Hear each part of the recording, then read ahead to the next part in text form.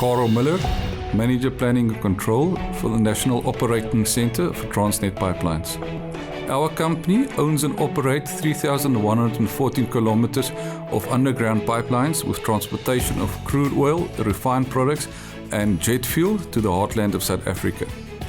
The challenges that our company faced with the legacy process control system, with downtime, defects and the lack of support, affected our ability to supply our fuel to the clients. In order to overcome the challenge of transporting fuel to our clients, we selected the AVEVA Enterprise SCADA solution. This resulted in increased system availability by reducing production downtime.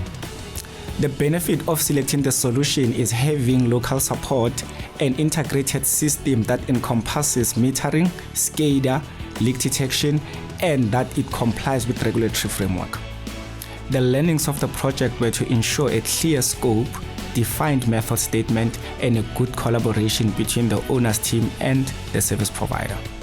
Our strategy is to replace the obsolete control system operating in our network with new technology that is in line with international standards.